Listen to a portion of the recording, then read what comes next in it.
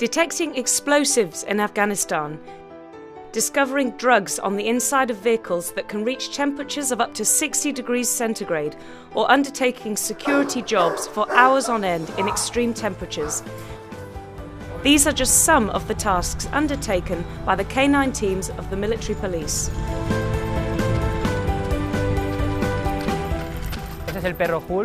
This dog's name is Hulk.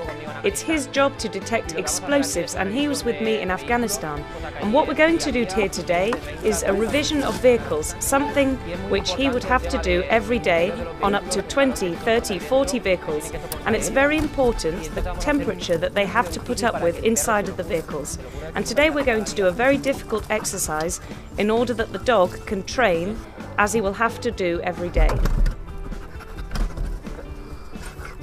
For this reason, it's very important that there are no explosives still left inside the vehicle. In fact, although it is quite rare that one finds explosives in day-to-day work, when one does find them, it's very important to be sure that they are there, and for this, the role of the dog is very important.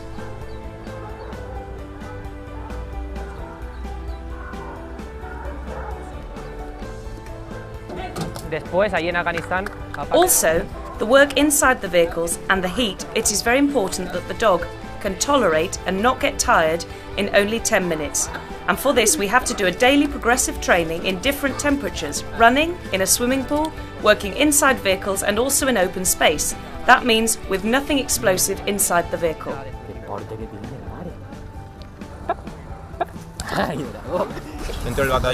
Inside the regiment is the K9 expert section with its 18 dogs who dedicate themselves to detecting drugs, intoxicating substances, explosives, security work and combat. Here we are in Valencia, where the temperatures in summer can be very high, and also these dogs are deployed in operational zones with very high temperatures. This brings us to the service of veterinary and canine medicine in the Universidad Cardenal Herrera and the veterinary service Jaime I to carry out a study to know the limit of these dogs. This was done during several effort tests in the country to know the limit and sensitivity that dogs have, with the idea to prevent a sudden onset of death by heat stroke.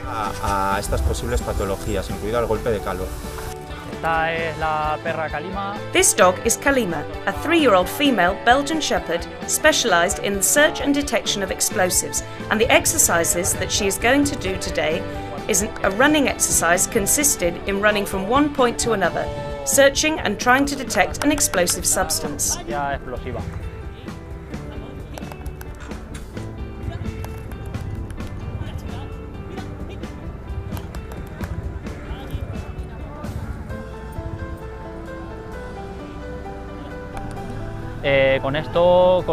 Like this, the dog learns to look in larger areas, adapting itself to work in conditions of extreme heat in operational zones.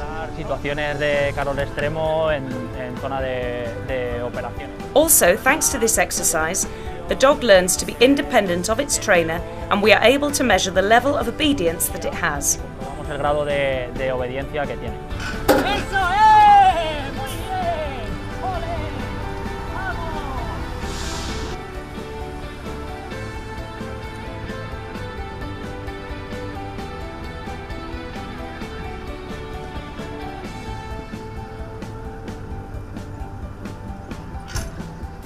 The job of these dogs, like Kalima, that every day are submitted to high temperatures and have to work in very high temperature conditions, and also in conditions with extremely high humidity, make us ask ourselves, how do dogs react when faced with such temperatures when they have to work for hours on end? In one first phase, and although we don't know the exact number of dogs who have suffered heat stroke in Spain, what we did was a previous study to know how dogs responded to such high intensity exercises in conditions of high temperatures, often higher than 30 degrees centigrade. One of these dogs who undertook an effort test, and specifically an outdoor effort test, was Janko. Like in any effort test, we controlled Janko's cardiac rhythm using an electrocardiogram machine called a Holter.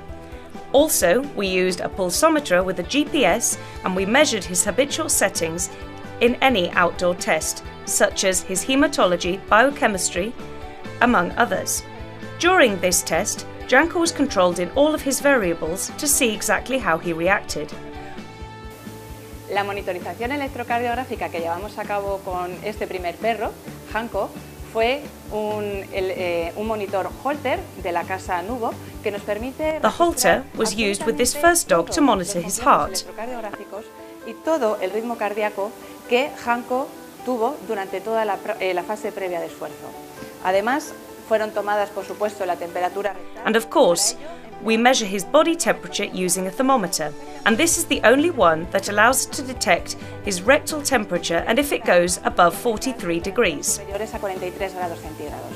Also, with this first dog, we were able to use a thermic camera, which allowed us, in this case, to see that the external temperature of this dog went above 45 degrees. 45 grados centígrados.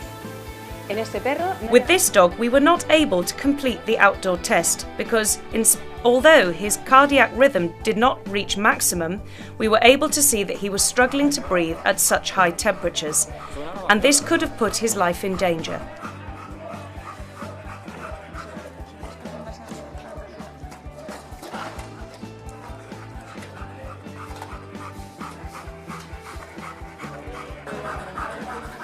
Sí que se oye verse.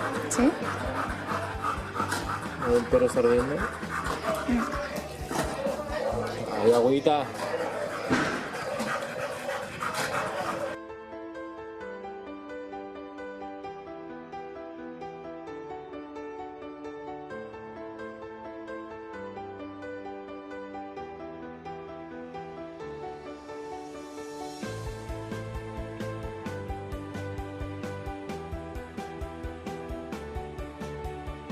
A partir de este momento, as of this moment and conscious of the danger that these high temperatures could potentially put our working dogs in, we decided to contact the Service of Canine Sporting Medicine of the Universidad Cardinal Herrera, and with the vets Delphine Clairaut and of course the vet Dominique Grandjean de l'Université Médecine de l'Élevage et du Sport de l'École Nationale Vétérinaire d'Alfort in Paris. And they, as of this moment, designed a study protocol to know exactly how our dogs reacted when faced with such high temperatures and humidity in the atmosphere, and of course how to know how to improve their reactions to heat. We were therefore looking to design an investigation allowing us to respond to the following questions. In what temperature conditions do these dogs actually live in? Are there variations according to the disposition of the dog? If their living conditions can modify their response to heat, it can also provoke an accumulation of thermic stress. So, what are the conditions and how do we measure them?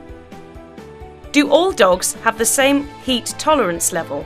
How can we know if our dogs can support high environmental temperatures before they undertake training and exercise in temperatures which are not appropriate for physical effort?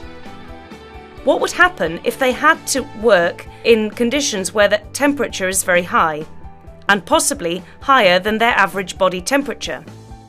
What physical methods do we actually have to reduce the negative effects of heat during physical effort? Can we prevent heat stroke in dogs which have to train in hot climate countries? Can we evaluate different systems to avoid an increase of body temperature of the dog? Studying these questions now and taking into account certain considerations such as the ideal atmospheric conditions for these dogs can change between 5 and 20 degrees centigrade, we decided to evaluate the response of all of the dogs in the Canine Expert section of the regiment in conditions of high temperatures using the following method.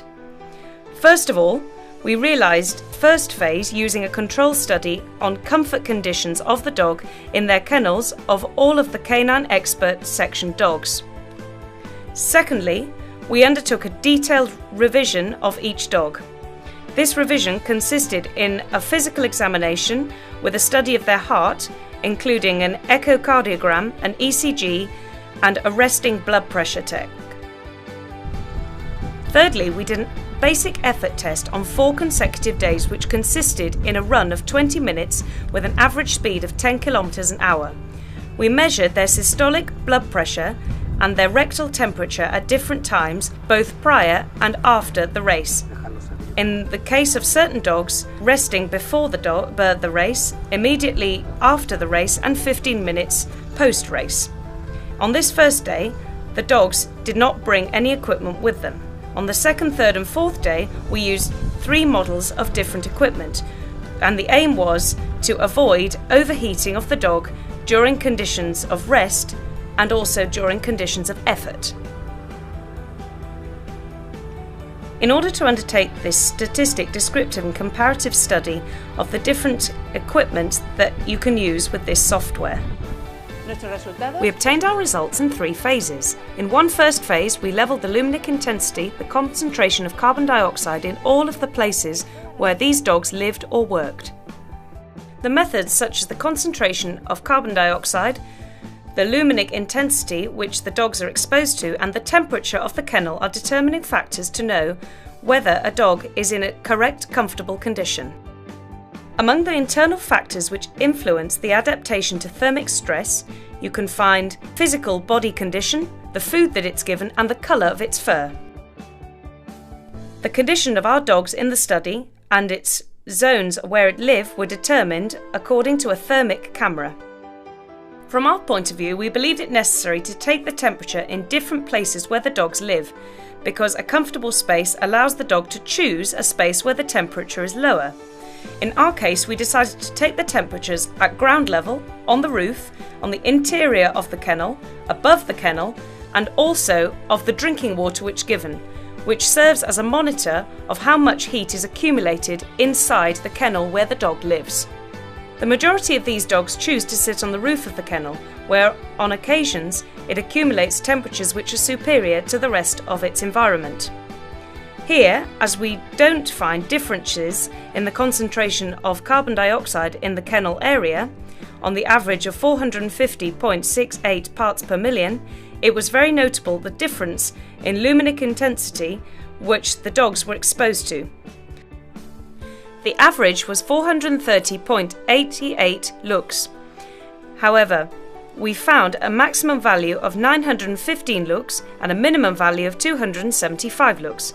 This made us reflect on what is the best heat index, not only in training, work and exhibitions, but also in the habitual living quarters, in order to know better the risk of thermic stress. Also, this index must be selected according to climatic conditions and depending on whether the environment is sunny or not, because the 4 environmental variables, temperature, humidity, speed and solar radiation, are fundamental for the determination of the habitual indexes, the weather bulb global temperature. It's necessary to evaluate if the formulas of Liljergren, considered the best formula for exterior conditions, or the one of Gaspers, only used for conditions where there is sun, can be used extrapolar in useful dog medicine. In the second phase, we performed a physical exam on the dog, including electrocardiogram, an ECG, and of course, a systolic blood pressure check when the dog is at rest. Among the variables that make a dog respond differently to heat, it's especially important the colour of their fur, the degree of acclimatization, their level of hydration, their age, their state of health, their gender, their physiological state, their body surface area and obesity. From here, the importance of exhaustive individual recognition of each dog, including the plectrometry. We can complete it using a thermographic study at resting conditions to know the physiological map of each dog and to test in different climatic conditions and after effort what are the variations that they produce.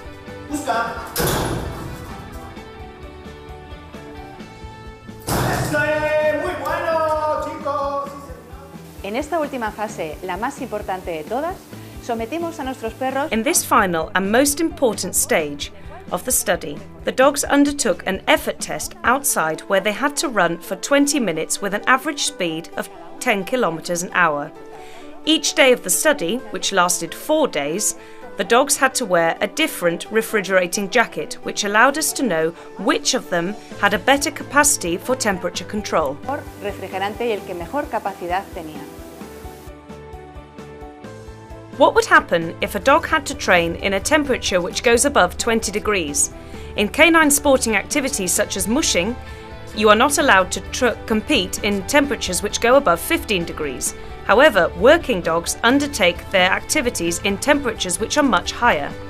Although their activities are very different, it's still necessary to undertake an effort test of these dogs in warm conditions, especially when it is very sunny.